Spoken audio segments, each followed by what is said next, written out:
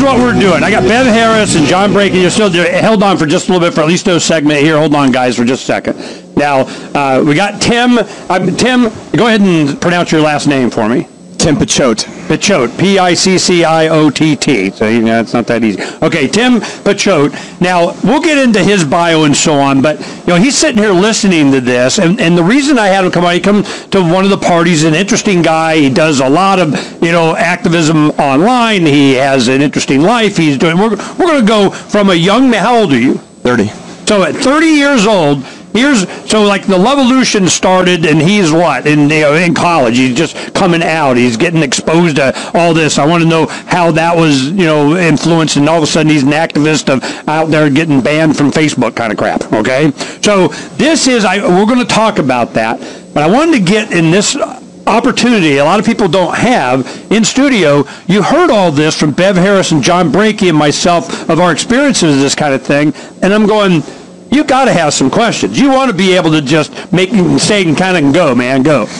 So first off, I just want to say this is an honor to talk to both of you guys. And, I want to point out about 2 months ago, Obama made a comment after Trump was talking about rigged elections. Obama said, rigged election, what does that even mean? And then it was maybe 2 weeks later that Department of Homeland Security, Jay Johnson, started mentioning that they would then be overseeing the election. So my big damn Russians. Yeah, my big shtick is trying to take what the media says and then basically what the candidates say and just use it against them to call BS on them. So my whole thing is if Obama is asking what's a rigged election, then how come 2 weeks later he then has the Department of Homeland Security overseeing the election? So I'm more worried about the watchers than I am even all the other stuff. Who watches the watchers, Ben? Well, there you go. The whole deal about Homeland Security, what that's doing is inserting them into the process, which that's not the solution. Transparency is the solution. Guess what? The Russians or anybody else is going to have a heck of a time tampering it if all of us can see everything and we can all look at all the ballots. Then what good would it do?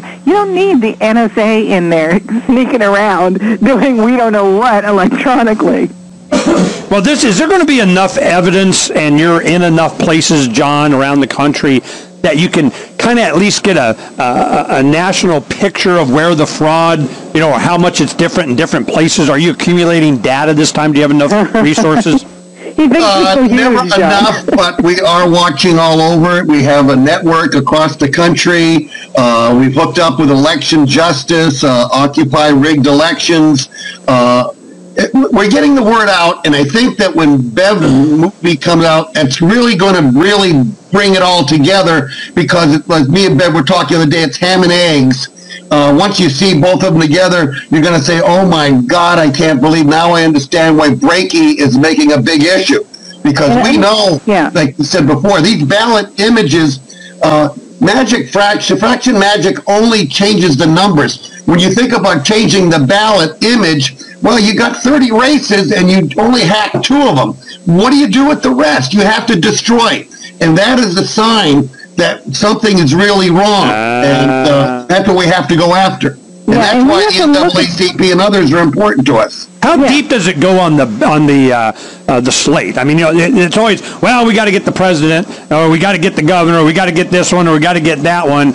I mean, the legislature, they said, well, screw it, might as well just do everything. We want all these guys because they're on their slate, or do you got to pay to play, or you pay to play, I think. But, the thing, too, is you cannot look at this as we have to solve everything by November 8th. No, this is a civil rights type of deal. It's more like the civil rights movement in the 60s. I mean, this is not something where you can just wave a magic wand and then go skip another road, it's all solved. But each election that comes up, you get a lot more traction. And you have to build this thing organically. And this year, I think it's building really fast, and it's starting to get close to the tipping point. I don't think that it's not, this next election, November 8th, it's going to be tampered. But it's what happens after it that gets so interesting, when they start unraveling what was done and exposing it, and there's lots of new people who are with all Trump money watching. Trump is going to Trump. I saw this happen with Perot in Las Vegas, man. There was a big thing going on there. Well, Trump is going to, maybe we're going to get it fixed. Go ahead, Tim. You want to ask? Yeah, well, Bev, I think you just hit the nail on the head. If I have a guy calling me up at 9:30 last night who could care less, about anything political, and he's starting to think things are getting rigged, right. Then, it's this flashpoint, because this is not a guy like me who's an activist. He's like, hey, I think you're kind of crazy and you're kind of far out there doing all this stuff, but, I know you're knowledgeable on this stuff. So if you get somebody like that who's starting to wake up to it, then I think you're really starting to see a huge movement. Yeah, you have to get to a tipping point, and it's a lot of people don't realize that this isn't, I thought, back in 2004, I'll just tell my legislator, and once they realize it's a problem, they will fix it. How naive was I? No, this is entrenched, and there's big money that gets threatened from solving this. But that doesn't mean there's no solution, and it has happened in past history that huge movements have changed the way everything is done, and basically knocked loose the guys that are sitting on top of the hill and in power. It can be done, and it will be done. So what are you, Tim, about voting? You're kind of like, I got to vote because got to vote, and then all of a sudden the accuracy thing gets you kind of motivated, or you're just like, screw it, or they, I want to express myself, so I'll go stand in the corner with a sign, or I'll, what? How are you looking at this whole thing with this kind of news? How does it affect your activism? Earlier Bev had touched on how Donald Trump, was at least bringing this out to the forefront of having the courage to at least expose this. And I think that's, I am in an odd position where I'm a pro-Trump libertarian activist, and I was not pro-Trump to begin with. I was a huge Gary Johnson guy before, but he's done a lot of things I don't like that we can probably get to later on.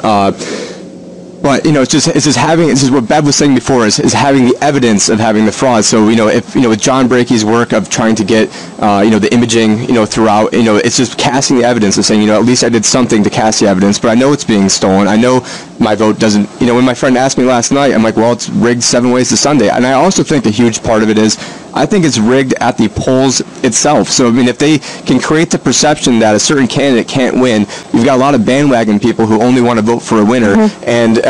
And I have a whole thing in my blog about how the polls are rigged, where I go into the latest or the last debate when Trump was down by 11 points. Well, if you actually look at the methodology of the polls, they only polled 12% of independents, when independents make up 40%, and then they poll more Democrats. Yeah, they poll more Democrats, and then coincidentally enough, 2 days later, I got called by one of the polls after I made a whole thing about how the polls were rigged, and it was and I was in New York at the time, and I have a New York area code, and this is just last week, and I pretended that I was in New York, and that I knew what was going on over there. And whenever I'd answer a question for the Republican, it was like, yep, move on. Whenever there was a question for the Democrat, there was about eight or nine follow-up questions, and you could tell like where this thing was rigged. And every single time for the Republican, they could care less. So I think they're using the polls to create a psyop to then get people the perception of, see, the poll said Trump was down by 11. He lost by 5. He's a sore loser, and they're doing it at it's 7 okay, before we run out of time, Ben, I want to try to manufacture a landslide. I want to ask you this question: exit polling.